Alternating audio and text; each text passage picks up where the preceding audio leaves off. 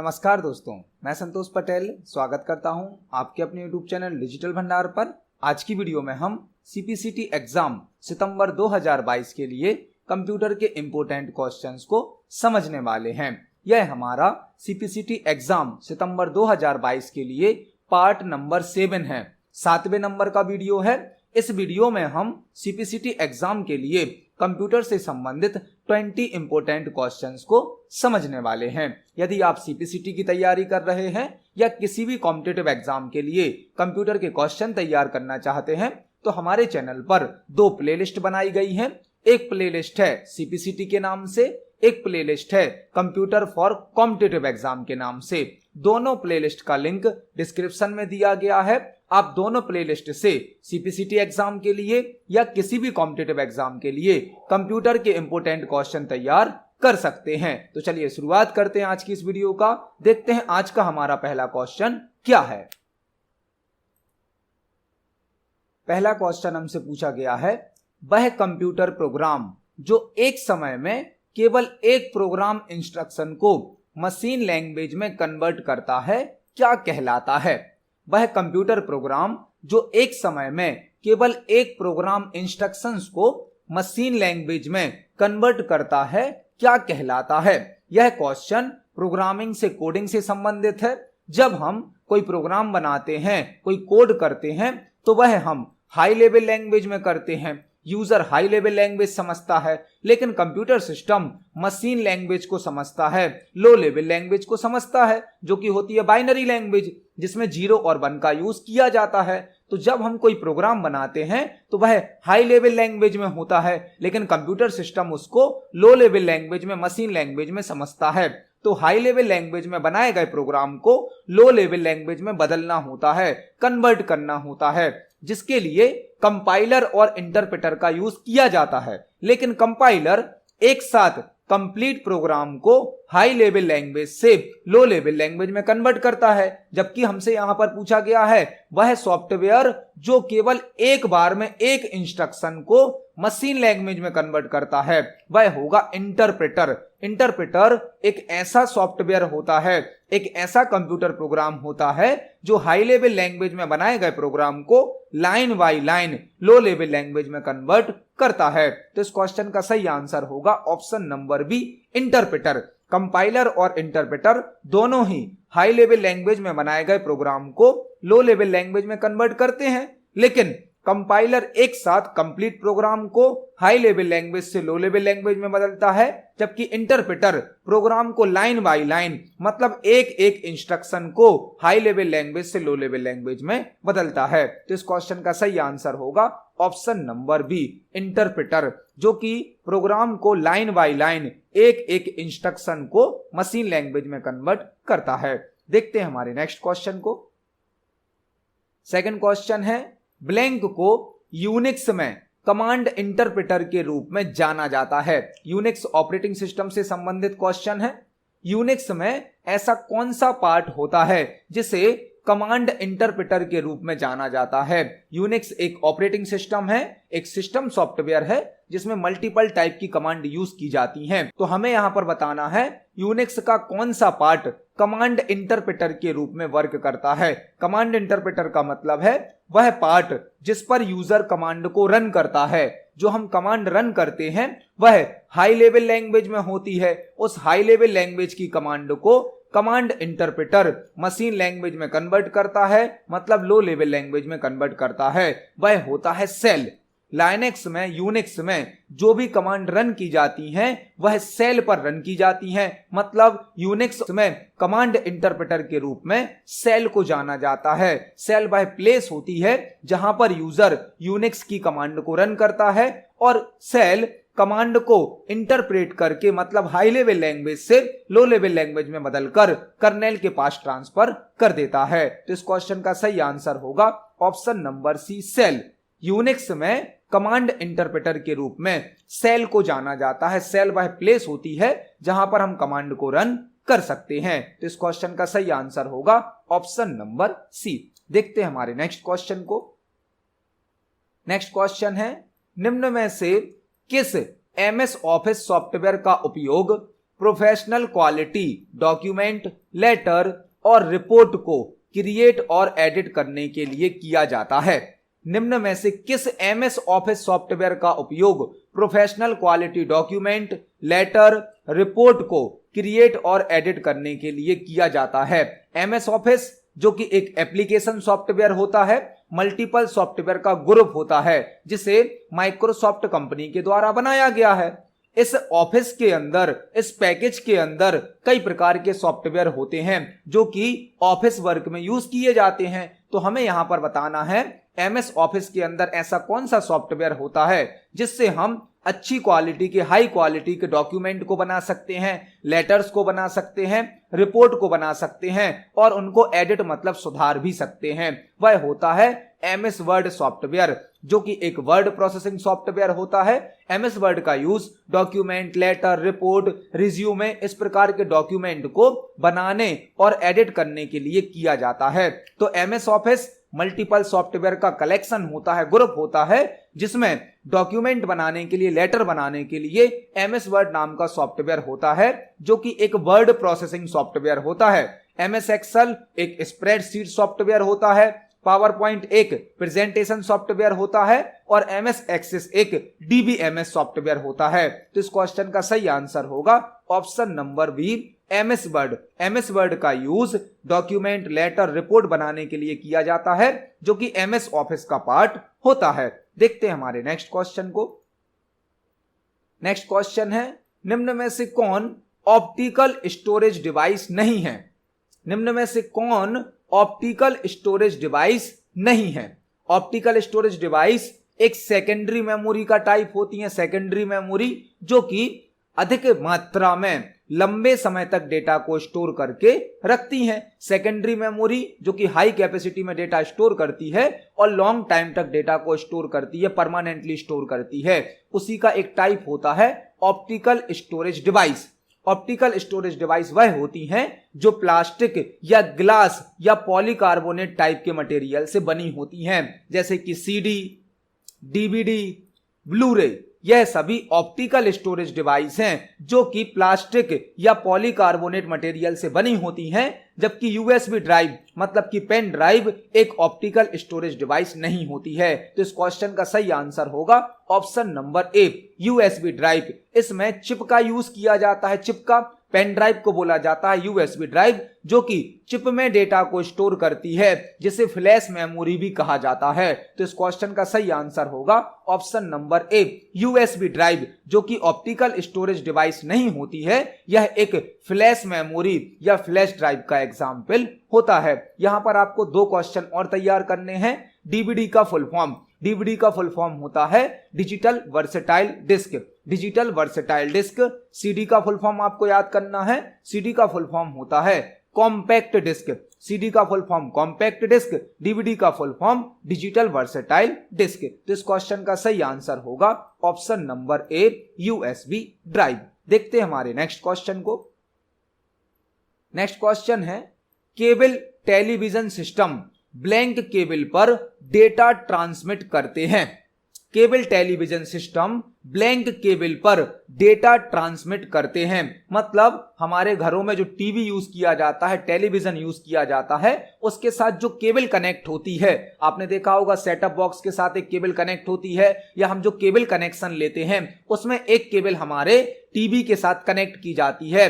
वह केबल कौन सी होती है, मतलब टेलीविजन के साथ किस केबल का यूज किया जाता है, हमें यहां पर बताना है। जो टीवी के साथ केबल कनेक्शन होता है या सेटअप बॉक्स के साथ जो केबल यूज होती है वह कहलाती है कोएक्सिबल केबल। कोएक्सिबल केबल। इस क्वेश्चन का सही आंसर होगा ऑप्शन नंबर बी, कोएक्सिबल केबल का यूज केबल कनेक्शन में किया जाता है। टीवी के साथ जो केबल कनेक्शन होता है, सेटअप बॉक्स का कनेक्शन होता है, उसमें कोएक्सिबल केबल का यूज किया जाता है। तो इस क्वेश्चन का सही आंसर होगा ऑप्शन नंबर बी, कोएक्सिबल केबल। देखते हैं हमारे नेक्स्ट क्वेश्चन को। नेक्स्ट क्वेश्चन है, डॉट मैट्रिक्स प्रिंटर की क्वालिटी को किसमें मापा जाता है? डॉट मैट्रिक्स प्रिंटर की क्वालिटी को किसमें मापा जाता है? प्रिंटर जो कि एक आउटपुट डिवाइस है, जो हमें हार्ड कॉपी आउटपुट प्रदान करता है। प्रिंटर एक आउटपुट डिवाइस है जो कि हमें हार्ड कॉपी आउटपुट प्रदान करता है। यहां पर हमसे पूछा गया है डॉट मैट्रिक्स प्रिंटर की क्वालिटी को किसमें नापा जाता है, किसमें मेजर किया जाता है। जो भी प्रिंटर की क्वालिटी होती है, प्रिंटर की क्वालिटी को डीपीआई में नापा जाता है, डीपीआई में, जिसका फुल फॉर्म होता है डॉट्स पर इंच। डॉट्स पर इंच प्रिंटर की क्वालिटी को डीपीआई में मेजर किया जाता है और डीपीआई का फुल फॉर्म होता है डॉट्स पर इंच। तो इस क्वेश्चन का सही आंसर होगा ऑप्शन नंबर ए, डीपीआई। प्रिंटर की क्वालिटी को डीपीआई में मेजर किया जाता है। देखते हैं हमारे नेक्स्ट क्वेश्चन को। नेक्स्ट क्वेश्चन है कंप्यूटर की फर्स्ट जनरेशन में किस टेक्नोलॉजी का उपयोग किया गया था। यह क्वेश्चन कंप्यूटर की जनरेशन से संबंधित है, जो कि एक इंपॉर्टेंट टॉपिक है। सभी प्रकार के कॉम्पिटिटिव एग्जाम में और सीपीसीटी के एग्जाम में एक दो क्वेश्चन कंप्यूटर की जनरेशन से संबंधित जरूर होते हैं। अभी हमसे पूछा गया है कंप्यूटर की फर्स्ट जनरेशन में किस टेक्नोलॉजी का उपयोग किया गया था। यहां पर आपको 5-6 क्वेश्चन तैयार करने हैं। अभी तक कंप्यूटर सिस्टम की टोटल 5 जनरेशन आ चुकी हैं, 5, जो कि फर्स्ट जनरेशन से लेकर 5th जनरेशन तक हैं। अभी तक कंप्यूटर सिस्टम की टोटल 5 जनरेशन आ चुकी हैं, जो कि फर्स्ट जनरेशन से लेकर 5th जनरेशन तक हैं। फर्स्ट जनरेशन के कंप्यूटर सिस्टम में वैक्यूम ट्यूब का यूज किया जाता था, वैक्यूम ट्यूब का। सेकंड जनरेशन के कंप्यूटर सिस्टम में ट्रांजिस्टर का यूज किया जाने लगा। थर्ड जनरेशन के कंप्यूटर सिस्टम में आईसी का यूज किया जाने लगा, आईसी, जिसका फुल फॉर्म होता है इंटीग्रेटेड सर्किट। और फोर्थ जनरेशन के कंप्यूटर में वीएलएसआई का यूज किया जाने लगा, VLSI, very large scale integration. और जो 5th जनरेशन के कंप्यूटर हैं उसमें यूएलएसआई और एआई टेक्नोलॉजी का यूज किया जाता है, अल्ट्रा लार्ज स्केल इंटीग्रेशन। और एआई का फुल फॉर्म होता है आर्टिफिशियल इंटेलिजेंस। तो यह कंप्यूटर की 5 जनरेशन है। 5 जनरेशन में अलग अलग टेक्नोलॉजी का यूज किया गया है। किसी भी कॉम्पिटिटिव एग्जाम में या सीपीसीटी के एग्जाम में एक दो क्वेश्चन जनरेशन से संबंधित जरूर होते हैं। तो आपको याद रखना है कंप्यूटर की 5 जनरेशन है। फर्स्ट जनरेशन में वैक्यूम ट्यूब का यूज किया गया, सेकंड जनरेशन में ट्रांजिस्टर का यूज किया गया, थर्ड जनरेशन में आईसी इंटीग्रेटेड सर्किट का यूज किया गया, फोर्थ जनरेशन में VLSI very large scale integration का यूज किया गया और 5th जनरेशन के कंप्यूटर में ULSI ultra large scale integration का यूज किया गया। यहां पर हमसे पूछा गया था फर्स्ट जनरेशन का, तो फर्स्ट जनरेशन में टेक्नोलॉजी होती है वैक्यूम ट्यूब। इस क्वेश्चन का सही आंसर है ऑप्शन नंबर ए। देखते हैं हमारे नेक्स्ट क्वेश्चन को। नेक्स्ट क्वेश्चन है डेसिमल नंबर सिस्टम का बेस क्या होता है। यह क्वेश्चन कंप्यूटर नंबर सिस्टम से संबंधित है। डेसिमल नंबर सिस्टम का बेस क्या होता है। कंप्यूटर सिस्टम में 4 प्रकार के नंबर सिस्टम यूज किए जाते हैं। पहला होता है बाइनरी नंबर सिस्टम, जिसका बेस होता है 2। दूसरा होता है ऑक्टल नंबर सिस्टम, जिसका बेस होता है 8। तीसरा होता है डेसिमल नंबर सिस्टम, जिसका बेस होता है 10। और चौथा होता है हेक्साडेसिमल नंबर सिस्टम, जिसका बेस होता है 16। तो कंप्यूटर सिस्टम में 4 प्रकार के नंबर सिस्टम यूज किए जाते हैं और जो 4 प्रकार के नंबर सिस्टम हैं सभी के अलग अलग बेस होते हैं। बाइनरी नंबर सिस्टम का बेस होता है 2, ऑक्टल का होता है 8, डेसिमल का होता है 10 और हेक्साडेसिमल का होता है 16। यहां पर हमसे पूछा गया था डेसिमल का, तो वह होता है 10। मतलब इस क्वेश्चन का सही आंसर होगा option number D, decimal number system का बेस 10 होता है। इस क्वेश्चन का सही आंसर है ऑप्शन नंबर डी। देखते हैं हमारे नेक्स्ट क्वेश्चन को। नेक्स्ट क्वेश्चन एमएस वर्ड से पूछा गया है। एमएस वर्ड में पेज नंबर इंसर्ट करने के लिए किस टैब का उपयोग किया जाता है। यदि हम एमएस वर्ड में जो डॉक्यूमेंट बना रहे हैं, जो फाइल बना रहे हैं, उसमें हमें सभी पेजेस पर पेज नंबर को ऐड करना है, पेज नंबर को इंसर्ट करना है, तो किस टैब का यूज किया जाएगा। एमएस वर्ड में यदि हमें पेज नंबर को इंसर्ट करना है, जो भी इंसर्ट करने वाले ऑप्शन होते हैं वह सभी इंसर्ट टैब में प्राप्त होते हैं। ध्यान रखें, जो भी इंसर्ट करने वाले ऑप्शन होते हैं वह सभी इंसर्ट टैब में मिलेंगे। जो डॉक्यूमेंट को डिजाइन करने वाले ऑप्शन हैं वह डिजाइन टैब में मिलेंगे, जैसे कि themes, watermark, page border, page colour, basic सभी ऑप्शन होम टैब में मिलते हैं, जैसे कि फॉर्मेटिंग, पैराग्राफ, स्टाइल, एडिटिंग, और डॉक्यूमेंट की चेकिंग करने वाले सभी ऑप्शन हमें रिव्यू टैब में मिलते हैं, जैसे कि spelling and grammar, thesaurus, word count, track change.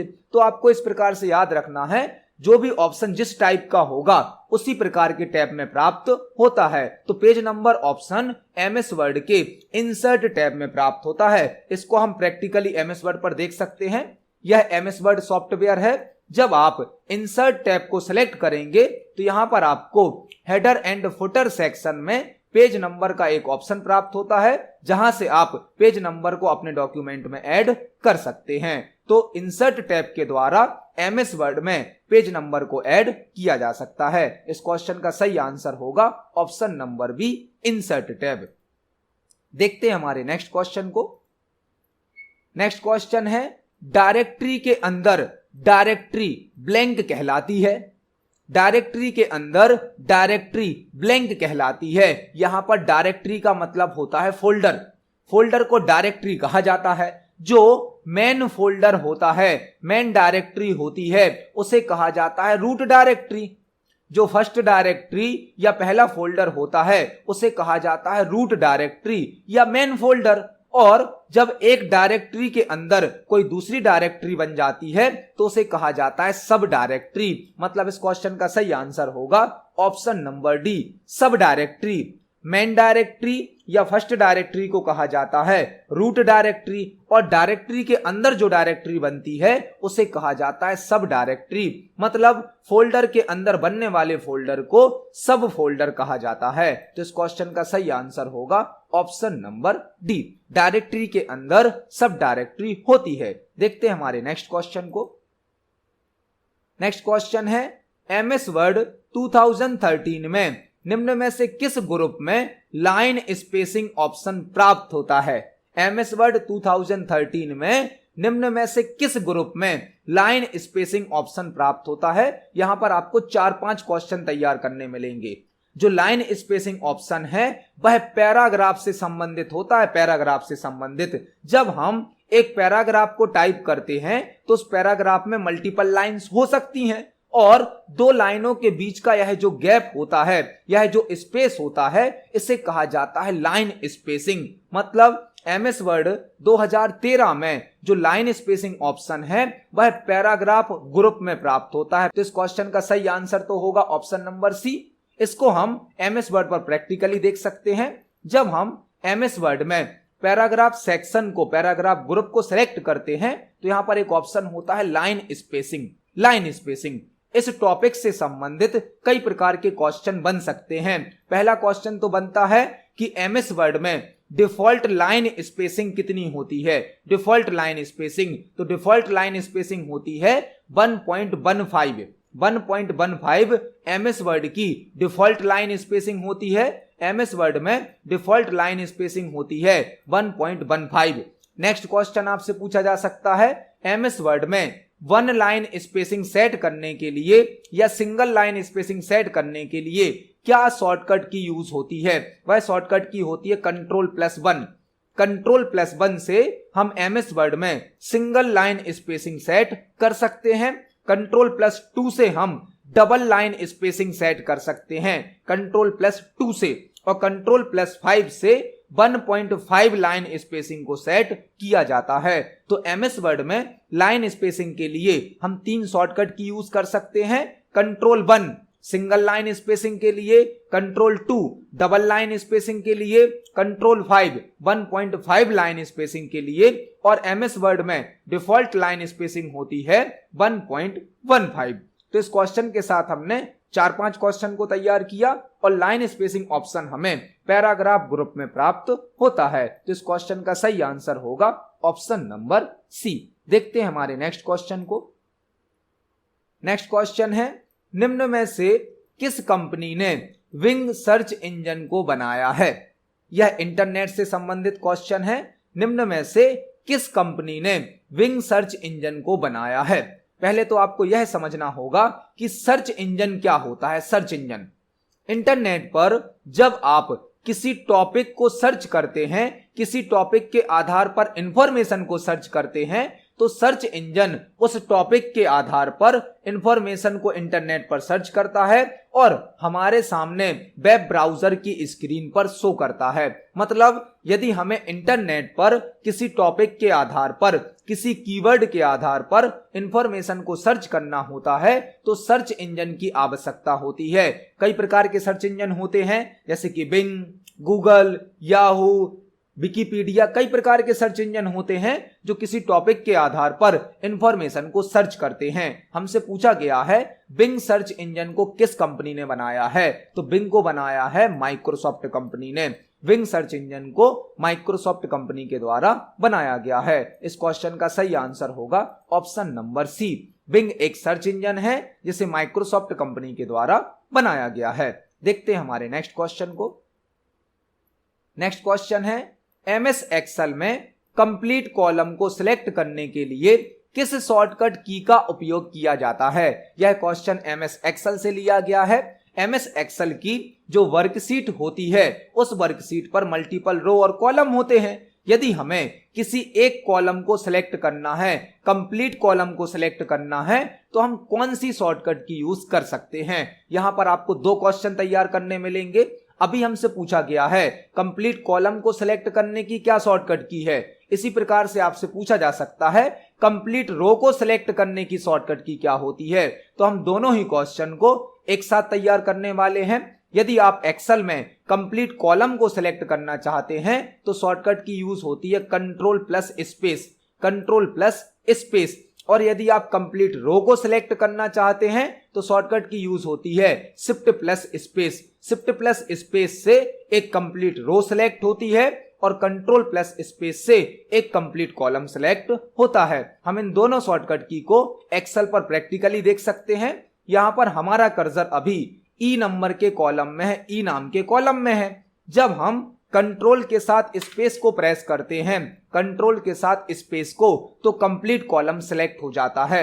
इसी प्रकार से यदि हमारा कर्सर अभी 5वें नंबर की रो पर है और हम शिफ्ट के साथ स्पेस को प्रेस करते हैं तो वह कंप्लीट रो सिलेक्ट हो जाती है। मतलब एक्सेल में कंप्लीट रो को सिलेक्ट करने के लिए शिफ्ट प्लस स्पेस का यूज किया जाता है और कंप्लीट कॉलम को सिलेक्ट करने के लिए कंट्रोल प्लस स्पेस का यूज किया जाता है। तो इस क्वेश्चन का सही आंसर होगा option number B. Control plus space के द्वारा हम एक्सेल में कंप्लीट कॉलम को सिलेक्ट कर सकते हैं। इस क्वेश्चन का सही आंसर है ऑप्शन नंबर बी। देखते हैं हमारे नेक्स्ट क्वेश्चन को। नेक्स्ट क्वेश्चन है पावर पॉइंट प्रेजेंटेशन का एक्सटेंशन क्या होता है।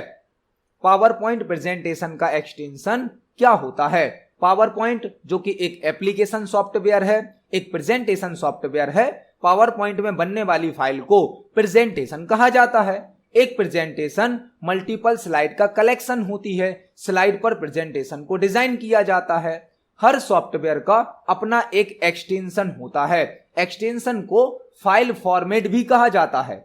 जब भी किसी सॉफ्टवेयर में कोई फाइल बनती है तो उस फाइल को सेव करते समय हमें एक नाम देना होता है, नाम यूजर देता है, लेकिन फाइल नेम के बाद ऑटोमेटिक एक एक्सटेंशन, एक फाइल फॉर्मेट ऐड हो जाता है जो कि यह रिप्रेजेंट करता है कि यह फाइल किस प्रकार की है, यह फाइल किस प्रकार के सॉफ्टवेयर में बनाई गई है। यह रिप्रेजेंट करता है एक्सटेंशन या फाइल फॉर्मेट। तो हमसे पूछा गया है पावर पॉइंट में जो प्रेजेंटेशन बनती है उसका एक्सटेंशन क्या होता है। उसका एक्सटेंशन होता है .pptx। .pptx PowerPoint software का एक्सटेंशन होता है। मतलब इस क्वेश्चन का सही आंसर होगा option number B. .pptx PowerPoint software का एक्सटेंशन होता है। देखते हैं हमारे नेक्स्ट क्वेश्चन को। नेक्स्ट क्वेश्चन एमएस वर्ड से लिया गया है। एमएस वर्ड में चेंज केस की क्या शॉर्टकट की होती है। एमएस वर्ड में चेंज केस की क्या शॉर्टकट की होती है। एमएस वर्ड का एक फीचर होता है चेंज केस, जो कि टेक्स्ट को स्मॉल लेटर में और कैपिटल लेटर में टाइप करने के लिए यूज किया जाता है। एमएस वर्ड में 5 प्रकार के केस यूज किए जाते हैं। 5 प्रकार के, upper case, lower case, sentence case, toggle case, capitalise each word. इस प्रकार से 5 केस एमएस वर्ड में यूज किए जाते हैं। हमसे पूछा गया है चेंज केस की शॉर्टकट की क्या होती है। चेंज केस की शॉर्टकट की होती है shift plus F3। Shift plus F3 से हम MS वर्ड में टेक्स्ट के केस को चेंज कर सकते हैं। यहां पर हमने एक क्वेश्चन तो तैयार किया कि चेंज केस की शॉर्टकट की होती है शिफ्ट प्लस F3। यहां पर हमें 2-3 क्वेश्चन और तैयार करने हैं, उनको हम MS वर्ड सॉफ्टवेयर पर प्रैक्टिकली समझने वाले हैं। यदि हमने MS वर्ड में कोई टेक्स्ट सिलेक्ट किया है और उसका केस हमें चेंज करना है तो एक ऑप्शन होता है चेंज केस। होम टैब के अंतर्गत फॉन्ट ग्रुप में फॉन्ट सेक्शन में चेंज केस नाम का ऑप्शन होता है, जिसमें हमें 5 प्रकार के केस दिए जाते हैं। सेंटेंस केस जो कि बाय डिफॉल्ट होता है, लोअर केस मतलब हमारे टेक्स्ट के सभी लेटर्स को स्मॉल में टाइप किया जाएगा। अपर केस मतलब कि हमारे टेक्स्ट में सभी कैरेक्टर को कैपिटल में टाइप किया जाएगा। कैप्सुलाइज ईच वर्ड मतलब हर वर्ड का पहला लेटर कैपिटल हो जाएगा।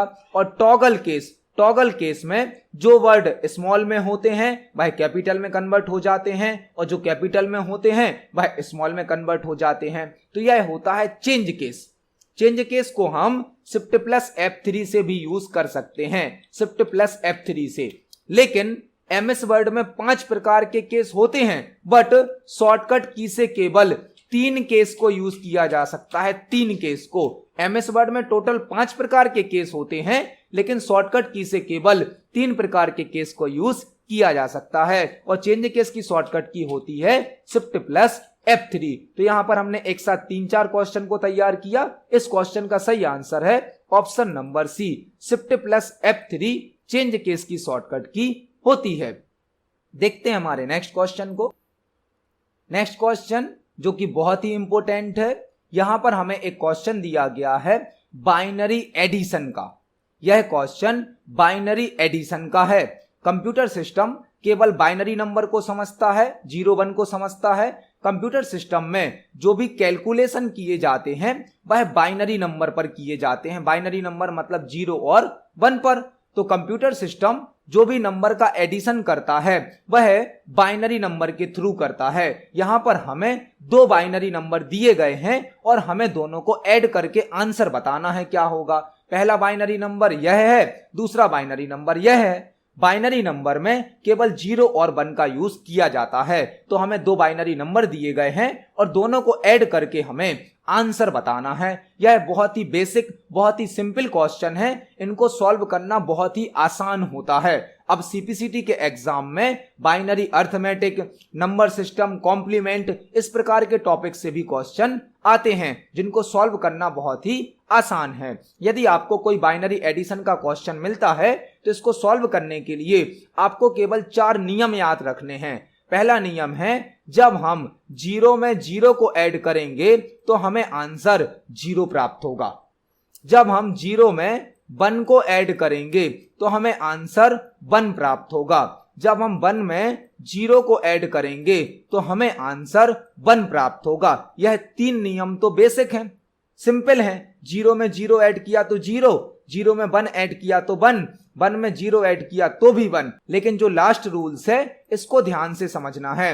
1 में 1 को ऐड करने पर हमें आंसर प्राप्त होगा 0 प्लस एक कैरी भी प्राप्त होगी और यह कैरी हम आगे वाले नंबर पर ट्रांसफर कर देंगे। आपको जब 1 में 1 ऐड करना है तो ध्यान रखें आंसर आएगा 0 और एक कैरी प्राप्त होगी जिसको हम आगे वाले नंबर पर ट्रांसफर कर देते हैं। तो बाइनरी एडिशन को करने के यह 4 नियम होते हैं, 4 रूल्स होते हैं। इनको याद करके, इनको यूज करके आप किन्हीं भी बाइनरी नंबर को ऐड कर सकते हैं। तो हम देखते हैं इस क्वेश्चन को कैसे सॉल्व करना है। पहला हमारा बाइनरी नंबर है 101। इसमें हमें ऐड करना है दूसरे बाइनरी नंबर 101 को। जब हम इनको ऐड करेंगे तो हमें यह अपने बाइनरी एडिशन के रूल्स फॉलो करने हैं। पहली बार हमें ऐड करना है 1 + 1 और जब 1 और 1 ऐड होता है तो आंसर क्या आता है? 0 आता है। प्लस हमें एक कैरी भी मिलेगी, यह कैरी हम आगे वाले नंबर पर ट्रांसफर कर देंगे। तो 1 और 1 ऐड हुआ तो 0 आया, एक कैरी आई वो हमने आगे वाले नंबर पर ट्रांसफर कर दी। अब यह कैरी का 1 और ऊपर वाला 0 ऐड होगा तो 1 और 0 को ऐड करने पे क्या प्राप्त हो जाएगा? 1 और इस 1 को नीचे वाले 0 से ऐड करोगे तो भी क्या प्राप्त होगा, आपको 1 प्राप्त होगा। तो यह हमारे 2 नंबर ऐड हो गए। यहां पर हमने एडिशन कैसे किया, कैरी के 1 को पहले ऊपर वाले 0 से जोड़ा तो 1 और 0 हो गया 1, फिर इस 1 को नीचे वाले 0 से जोड़ा तो हमें मिलेगा 1। अब हमारा बचा है 1 + 1 और जब 1 और 1 जुड़ेगा तो आंसर क्या आएगा, 0 आएगा। एक कैरी आगे जाएगी, अब आगे कोई डिजिट नहीं है तो हम कैरी के 1 को यहां पर लिख देंगे। यह हमारा आंसर आ गया, क्वेश्चन सॉल्व हो गया। यह है हमारा आंसर। आप देख सकते हैं बाइनरी एडिशन को सॉल्व करना कितना आसान है, कितना इजी है। यहां पर आपको केवल यह 4 नियम याद रखने हैं और आप कोई भी बाइनरी एडिशन बहुत ही आसानी से सॉल्व कर सकते हैं। तो इस क्वेश्चन का सही आंसर होगा हमारा ऑप्शन नंबर ए, 1010। यह हमारा क्वेश्चन सॉल्व हो गया, हमारा आंसर होगा ऑप्शन नंबर ए। देखते हैं हमारे नेक्स्ट क्वेश्चन को। नेक्स्ट क्वेश्चन है, ओरेकल एक ब्लैंक सॉफ्टवेयर है। ओरेकल किस प्रकार का सॉफ्टवेयर है, हमें यहां पर बताना है।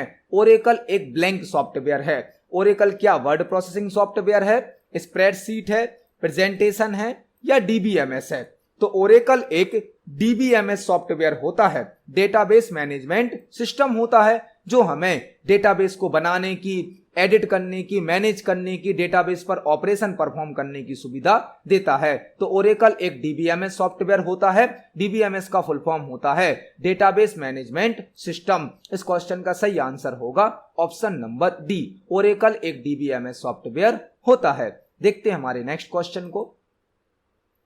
नेक्स्ट क्वेश्चन है, विंडोज ऑपरेटिंग सिस्टम में किसी ऑब्जेक्ट को रीनेम करने के लिए किस शॉर्टकट की का उपयोग किया जाता है?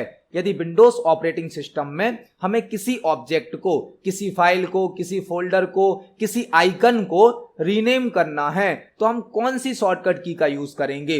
विंडोज जो कि एक ऑपरेटिंग सिस्टम है जिसे माइक्रोसॉफ्ट कंपनी ने बनाया है, विंडोज में किसी भी ऑब्जेक्ट को रीनेम करने के लिए, मतलब उसका नाम बदलने के लिए F2 की का यूज किया जाता है। F2 विंडोज ऑपरेटिंग सिस्टम में रीनेम के लिए F2 शॉर्टकट की या F2 फंक्शन की का यूज किया जाता है। तो इस क्वेश्चन का सही आंसर होगा ऑप्शन नंबर बी। देखते हैं हमारे नेक्स्ट क्वेश्चन को। नेक्स्ट क्वेश्चन है, लाइनेक्स ऑपरेटिंग सिस्टम में डायरेक्टरी क्रिएट करने के लिए किस कमांड का उपयोग किया जाता है? यह क्वेश्चन लाइनेक्स ऑपरेटिंग सिस्टम से पूछा गया है। लाइनेक्स जो कि एक ऑपरेटिंग सिस्टम है, फ्री ऑपरेटिंग सिस्टम है, ओपन सोर्स ऑपरेटिंग सिस्टम है। लाइनेक्स में मल्टीपल टाइप की कमांड यूज की जाती हैं। हमसे यहां पर पूछा गया है, यदि हमें लाइनेक्स में एक डायरेक्टरी क्रिएट करनी है, डायरेक्टरी मतलब है फोल्डर, तो हम कौन सी कमांड का यूज करेंगे? लाइनेक्स में डायरेक्टरी मतलब फोल्डर क्रिएट करने के लिए mkdir कमांड का यूज किया जाता है। mkdir मेक डायरेक्टरी, mkdir का फुल फॉर्म होता है मेक डायरेक्टरी। इस कमांड के द्वारा लाइनेक्स में एक न्यू डायरेक्टरी को क्रिएट किया जाता है। तो इस क्वेश्चन का सही आंसर होगा option number C, mkdir command के द्वारा लाइनेक्स में डायरेक्टरी को क्रिएट किया जाता है। देखते हैं हमारे नेक्स्ट क्वेश्चन को। नेक्स्ट क्वेश्चन है, पावर पॉइंट में डुप्लीकेट स्लाइड के लिए किस शॉर्टकट की का उपयोग किया जाता है? पावर पॉइंट जो कि एक प्रेजेंटेशन सॉफ्टवेयर है जिसमें हम प्रेजेंटेशन बना सकते हैं। एक प्रेजेंटेशन में मल्टीपल स्लाइड्स का यूज किया जाता है। स्लाइड मतलब पावर पॉइंट का पेज, एक प्रेजेंटेशन मतलब फाइल, और प्रेजेंटेशन के अंदर जो पेज यूज होता है उसे कहा जाता है स्लाइड। हमसे पूछा गया है, यदि हमें किसी स्लाइड का डुप्लीकेट स्लाइड बनाना है, एक और स्लाइड बनाना है, तो हम कौन सी शॉर्टकट की यूज करेंगे? तो पावर पॉइंट में डुप्लीकेट स्लाइड के लिए आपको Ctrl+D को यूज करना होता है। Ctrl+D, डुप्लीकेट की स्पेलिंग में D है तो आपको याद रखना है Ctrl+D से हम स्लाइड को डुप्लीकेट कर सकते हैं। Ctrl+A तो सिलेक्ट ऑल की शॉर्टकट की होती है। Ctrl+M से पावर पॉइंट में न्यू स्लाइड को ऐड किया जाता है। Ctrl+L लेफ्ट अलाइनमेंट की शॉर्टकट की होती है। तो यहां पर हमने एक साथ 4 क्वेश्चन तैयार करे। Ctrl+D डुप्लीकेट स्लाइड के लिए, Ctrl+A सिलेक्ट ऑल के लिए, Ctrl+M न्यू स्लाइड को इंसर्ट करने के लिए, Ctrl+L लेफ्ट अलाइनमेंट के लिए। तो इस क्वेश्चन का सही आंसर होगा option number D, Ctrl+D duplicate slide की शॉर्टकट की होती है। तो आज की वीडियो में हमने सीपीसीटी एग्जाम के लिए कंप्यूटर से संबंधित 20 इंपोर्टेंट क्वेश्चंस को समझा है। जब हम एक क्वेश्चन को समझते हैं तो उससे संबंधित 2-3 क्वेश्चन हमें और भी तैयार करने मिल जाते हैं। आप सभी क्वेश्चंस को पढ़ें, समझें। यदि आपका कोई क्वेश्चन है, कोई डाउट है तो कमेंट सेक्शन में जरूर पूछें।